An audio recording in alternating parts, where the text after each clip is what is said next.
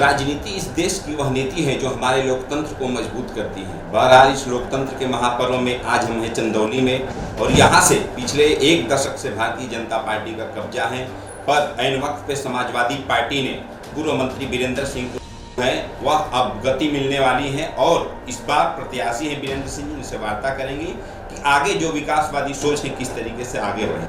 Sir बहुत बहुत स्वागत है आपको हमारे चैनल में।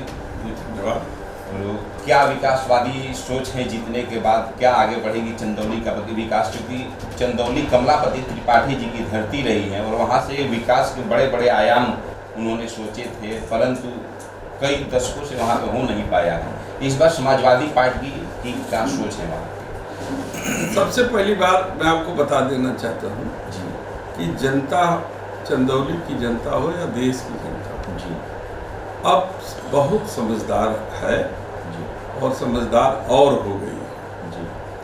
अब झूठे वादों पर बहकने वाली नहीं जी, लंबे लंबे भाषणों और उन्मादी भाषणों पर बहकने वाली नहीं है। अब वो चाहती है कि हकीकत में हमारे लिए भारतीय जनता पार्टी या उनका जो प्रत्याशी है उसने क्या किया। अब 10 साल में आप देखेंगे तो कोई ऐसा काम नहीं है जिसको भारतीय जनता पार्टी के लोग गिना सकें कि हमने क्षेत्र के कल्याण के लिए ये काम किया है।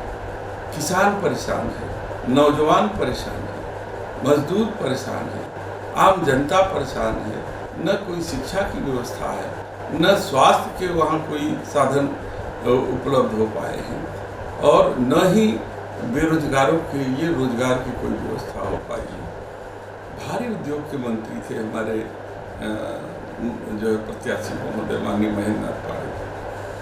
भारी उद्योग उनके अंडर में आता है। अडानी, अंबानी, टाटा, बिरला जैसे कम से कम दर्जनों ऐसे जो बड़े उद्योगपति हैं जिनकी पत्रावली पर जब तक Mahendra Nath Pandey ji as a cabinet मंत्री साइन न करें उनकी पत्रावली आगे नहीं बढ़ती है।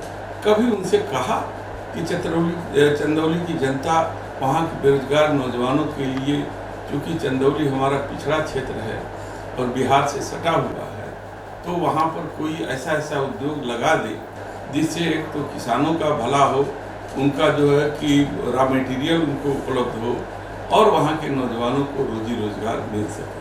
शिक्षा के क्षेत्र में जब वो 2014 में मंत्री थे, शिक्षा मंत्री, एक भी जवाहर नवोदय विद्यालय उन्होंने स्थापना नहीं की जिससे कि गरीबों के बच्चों को जो है शिक्षा के साधन उपलब्ध सके। सबसे बड़ी बात है कौशल विकास मंत्री था और कौशल विकास मंत्रालय एक ऐसा विकास मंत्रालय था जो लाखों लड़कों को ट्रेनिंग दे करके स्टार्टअप योजना जो मोदी जी ने चलाया था, या तो वो झूठ था या तो केवल जुमला था, नहीं तो अगर स्टार्टअप योजना को लोगों से जोड़ने के लिए अगर हमारे क्षेत्र के लोगों को ट्रेनिंग दी गई होती, ट्रेनिंग सेंटर बनवा दिए होते, तो लोगों को रोजगार से लोग हमारे नौजवान साथी जुड़ जाते। अब नौजवान भी परेशान है कि 14 बार आप परीक्षा करा रहे हैं और 14 बार परीक्षा लीक हो जा रही है।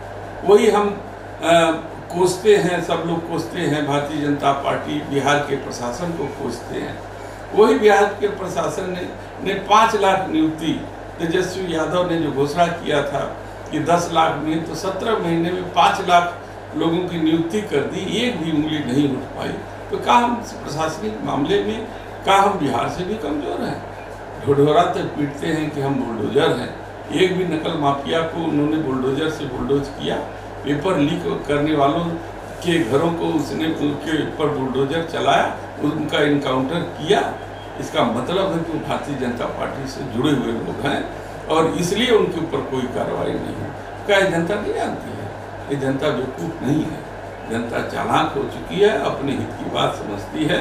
वो सोचते हैं कि बड़े बड़े मंत्री आएंगे, नारा लगाएंगे और जनता मुड़ जाएगी। जनता अब अपना देख रही है कि हमारा हित कहाँ है, तो इसलिए जनता खुद उनके विरुद्ध खड़ी हो गई है और किसी गांव में उनको घुसने नहीं दी जा रही है।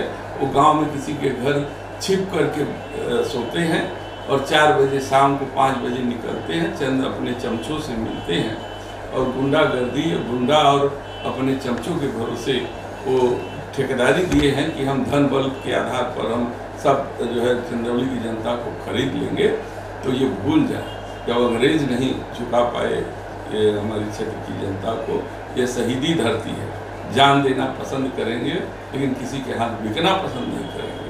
तो ये जो खरीदने वाले लोग हैं ना, ये लोग को मुंह की खानी पड़ेगी और जनता स्वयं जवाब देगी।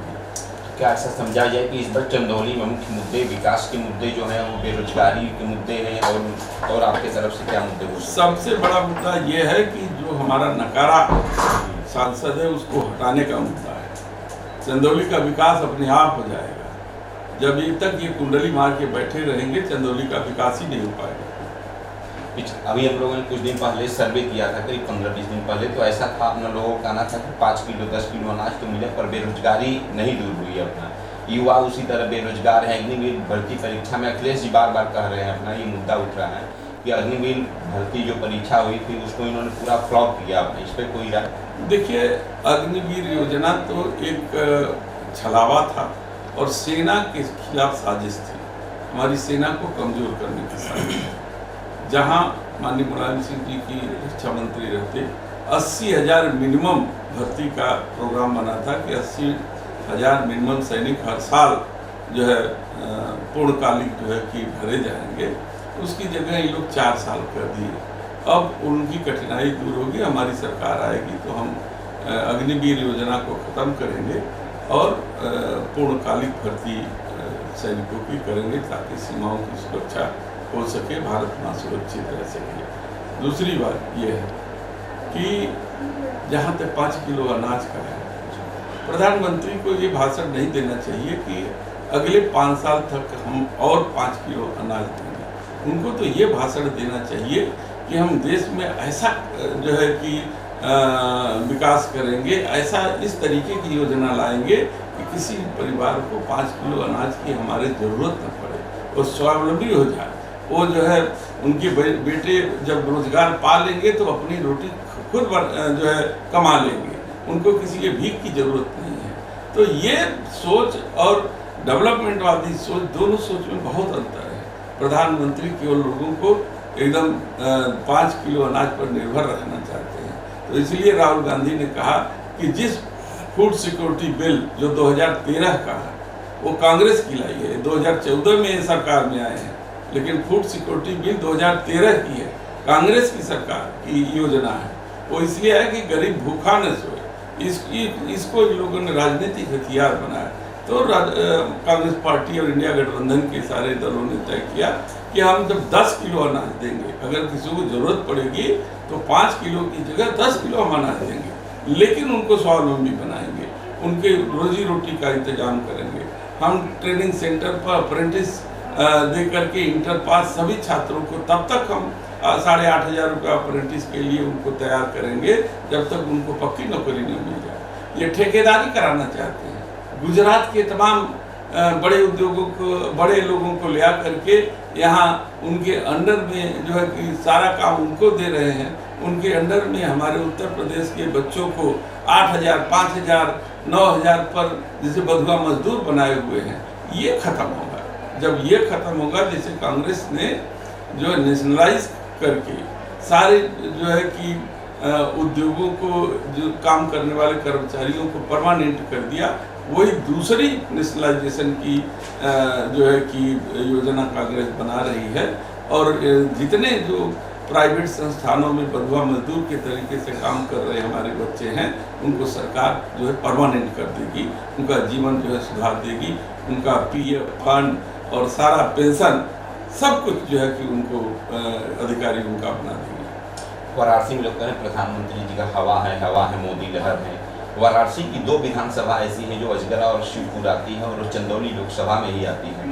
क्या जनता का जन समर्थन मिल रहा है आपके पक्ष में? देखिए, दोनों विधानसभा में भारतीय जनता पार्टी की जमानत जब्त हुई, यही हवा है। बहरहाल इस बार जो यूपी में चुनाव हो रहे हैं, छठे चरण की बातें होती थी अपना पश्चिम में भी लेकर के। अब छठे चरण की जौनपुर की विधानसभा कई सीटें थी, उसमें एक लोकसभा जो जौनपुर आता है, मछली शहर का चुकी जाता है, वो बनारस का ही आता है, पिंडरा। बहरहाल जो इस बार 7वां चरण अब चला, तो यहाँ पे जाति और धर्म के आधार पर फिर से लड़ाई शुरू हो गई है। कई जगह हमने रावटगंज में कल देखा, जाति धर्म की बात होने लगी। तो ऐसा क्या माना जाए कि चंदौली में जो जातीय समीकरण है उसके पक्ष में अब समाजवादी पार्टी के पक्ष में मतदान होंगे?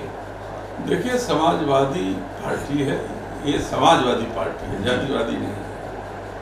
ये लोग पास, देखिए, प्रधानमंत्री का सबसे अच्छा मित्र देश कौन है? पाकिस्तान जी। जहाँ बिना बुलाए उनकी माता के जन्मदिन पे बिरयानी खा ले चले जाते हैं। वो पाकिस्तान का मुद्दा उठा करके देश को गुमराह करने की कोशिश करते हैं, क्योंकि पाकिस्तान ही है जो मोदी जी का समर्थन करता है।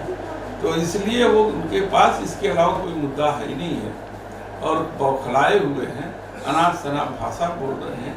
ये कतई प्रधानमंत्री की भाषा नहीं हो सकती। हम लोग भी राजनीति में 40 साल से सक्रिय हैं, किसी प्रधानमंत्री का भाषण इतना घटिया स्तर पर नहीं था।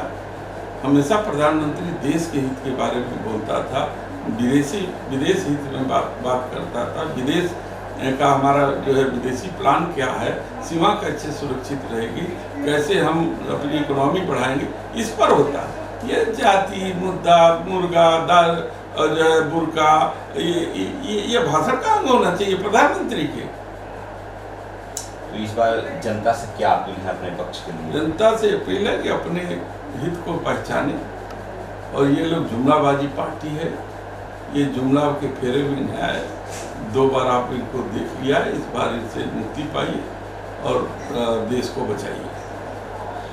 बहरहाल, अगर वीरेंद्र सिंह जी वहां से जीतते हैं तो समाजवादी पार्टी को गति मिलती है और विकासवादी सोच अखिलेश यादव जी की आगे बढ़ेगी। जाति धर्म की कोई लड़ाई नहीं, जाति धर्म सब एक साथ हैं, यह मानना था हमारे साथ चंदौली से प्रत्याशी समाजवादी पार्टी के वीरेंद्र सिंह जी का। बहरहाल भैया, यह यूपी है, यहाँ से ही रास्ता पहुँचता है दिल्ली जाने का, और जो यूपी को जीता उसकी दावेदारी दिल्ली में और मजबूत हो जाती है।